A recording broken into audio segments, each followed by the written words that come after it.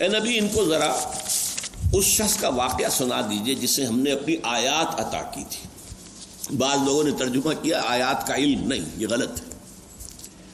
آیات جو ہے معجزوں کو بھی کہتے ہیں، آیات کرامات کو بھی کہتے ہیں، اس لیے کہ نبیوں کے لیے معجزہ ہوتا ہے، خرق عادت، اور غیر نبی کے لیے، اولیاء اللہ کے لیے کرامات ہوتی ہیں۔ تو کوئی صاحب کرامت بزرگ تھا، بہت بڑا جو ہے، کوئی عالم بھی تھا، کوئی روحانی شخصیت بھی تھی، ہم نے اسے اپنی آیات عطا کی۔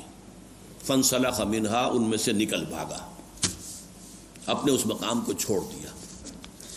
اس کا ذکر آتا ہے تورات میں کہ ایک عورت کے چکر میں پھنس کر پھر اس کی ساری نیکی، سارا تقوی، سارا زہد ختم۔ فَأَتْبَعَهُ الشَّيْطَانُ، تو اب شیطان اس کے پیچھے لگ گیا۔ بڑا اہم جگہ ہے یہ، پہلے انسان خود غلط حرکت کرتا ہے، تب شیطان اس کے پیچھے لگتا ہے، پہلا فیصلہ اپنا ہوتا ہے۔ فَأَتْبَعَهُ الشَّيْطَانُ فَكَانَ مِنَ الْغَاوِينَ، پھر وہ ہو گیا بہت ہی گمراہ لوگوں میں۔ وَلَوْ شِئْنَا لَرَفَعْنَاهُ بِهَا، اگر ہم چاہتے تو اسے اور بلندی عطا کرتے، وَلَكِنَّهُ أَخْلَدَ إِلَى الْأَرْضِ، مگر وہ تو زمین میں دھستا چلا گیا۔ اس کے کیا معنی؟ وَاتَّبَعَ هَوَاهُ، اپنی زمینی خواہشات کی، حیوانی خواہشات کی پیروی کے اندر لگ گیا۔ فَمَثَلُهُ كَمَثَلِ الْكَلْبِ، تو اس کی مثال کتے کی سی ہے۔ إِن تَحْمِلْ عَلَيْهِ يَلْهَثْ أَوْ تَتْرُكْهُ يَلْهَثْ، اس پر اگر آپ کو بوجھ لاد دیں گے تب بھی وہ ہانپے گا، اس کی زبان نکلی رہے گی اور جو ہے اس میں سے رال ٹپکتی رہے گی، اور اگر چھوڑ دو کوئی بوجھ نہ لادو تب بھی اس کا یہی حال رہے گا۔ اس کے اندر حرص اتنی زیادہ ہے، اتنی زیادہ ہے کہ ہر وقت اس کی زبان لٹکی رہے گی باہر اور رال ٹپکتی رہے گی۔ اب فرمایا ذالک مثل القوم الذین کذبوا بآیاتنا، یہ تو ایک فرد کی ہم نے آپ کو مثال سنائی ہے، یہی مثال اس قوم کی ہے جو ہماری آیات کو جھٹلا دے۔ پاکستان ایک با کرامت ملک تھا، یہ ایک معجزہ تھا اللہ کا، اس کی کرامتیں میں ابھی آپ کو گنواؤں گا، اگرچہ یہ میرا مضمون ایسا ہے جو بہت دفعہ میں نے بیان کیا ہے۔ آخری آیت سا مثلا القوم الذین کذبوا، بری مثال ہے اس قوم کی جس نے ہماری آیات کو جھٹلایا۔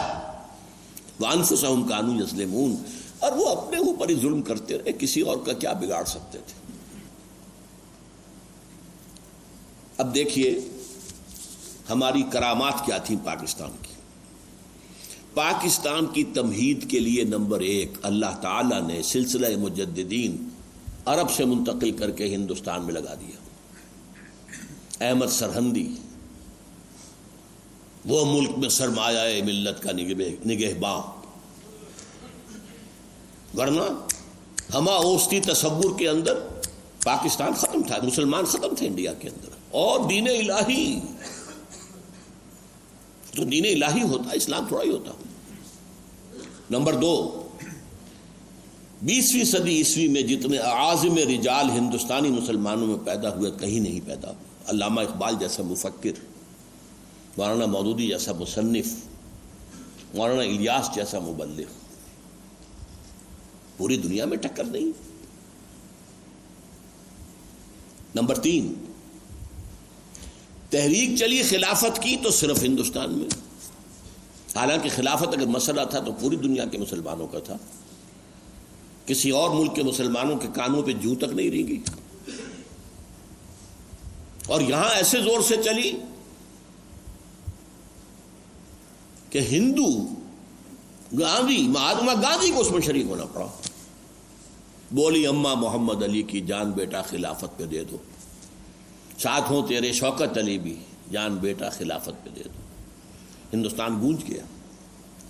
نمبر 4، آزادی کی تحریک چلی تو یہاں مذہب کو انووک کیا گیا۔ پوری دنیا میں مقامی نیشنلزم کی بنیاد پر تحریکیں چلی، ملے نیشنلزم انڈونیشیا اور ملائیشیا میں، عرب نیشنلزم عالم عرب، اسلام نہیں۔ ترک نیشنلزم سے ترکی کو بچایا مصطفیٰ کمال نے، سلطنت عثمانیہ ختم ہوئی لیکن ترکی کم سے کم رہ گیا، ورنہ اس کا نام و نشان ترکی کا مٹ جاتا۔ اتنا انتقام تھا یورپ والوں میں کہ انہوں نے ہم پر 400 برس تک حکومت کی ہے، پورا جو مشرقی یورپ تھا وہ ان کے تحت تھا۔ نمبر 5، پاکستان بنا ہے تو معجزہ. کیوں؟ گاندھی جیسا لیڈر، کانگریس جیسی جماعت، ہندوؤں کی اکثریت، مالدار زیادہ، تعلیم یافتہ زیادہ، ان کے مقابلے میں پاکستان کی مسلمانوں کی کیا حیثیت تھی؟ جبکہ مسلمانوں میں بہت سے مضبوط طبقات کانگریس کے ساتھ تھے. جمعیت علماء ہند بہت بڑی طاقت تھی، پنجاب میں احرار بہت بڑی طاقت تھے، سرحد میں سرخ پوش سرحدی گاندھی عبد الغفار خان بڑی طاقت تھے.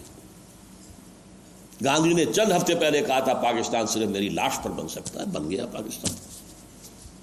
حالانکہ قائد اعظم 1 سال پہلے آزاد پاکستان کے مطالبے سے دستبردار ہو گئے تھے جب انہوں نے کیبنٹ مشن پلان قبول کر لیا تھا، جس سے ہندوستان 3 زون میں ہوتا، مرکزی حکومت ایک ہوتی.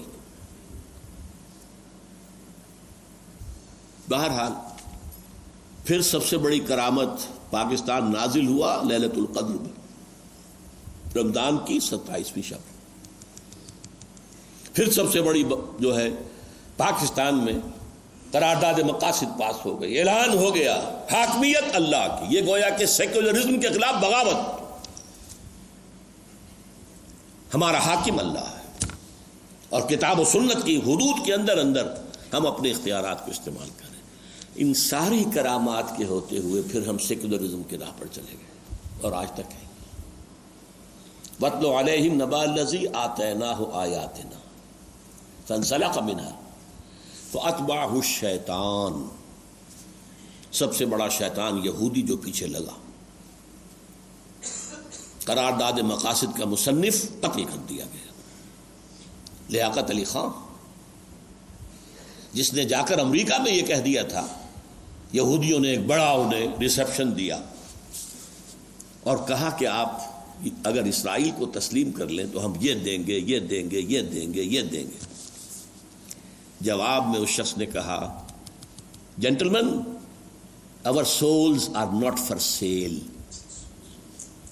حضرات، ہماری روحیں بکاؤ نہیں ہیں. اس کا مزہ چکھا دیا، قتل کرا دیا، ایک مسلمان کے ہاتھوں قتل کرا. فاتبعہ الشیطان، اب شیطان لگ گیا. سن 56 میں کچھ دستور کے اندر اسلام آنے لگا تھا. ایوب خان کو بلا کر اس کے پیٹھ پر ہاتھ پھیرا گیا، جاؤ اٹھاؤ، یہ نیشنل، یہ جو کانسٹیٹیوشن اسمبلی ہے یہ بھی ختم کرو، 56 کا دستور بھی ختم کرو. نہ بانس رہے نہ بانسری، تم اس دستور ساز اسمبلی کو ختم کرو. یہ سب کہاں سے ہو رہا؟ یہودیوں کی طرف سے. بہرحال یہ آیات الہی سے ہمارا نکل بھاگنا تھا، جس پر شیطان ہمارے پیچھے لگ گیا. اور آج ہم اس جگہ پر آ گئے ہیں کہ میں آپ سے کہہ رہا ہوں کہ شاید نسیم منسیہ ہو جائے، یہ ختم ہو جائے، بالکل اس کا وجود نہ رہے. تمہاری داستان تک بھی نہ ہوگی، داستانوں میں اس کا امکان موجود ہے. یا نمبر 2، ایک تابع محمل بن کر رہ جائے بھارت کا، اور کچھ نہیں، سر جھکا کر.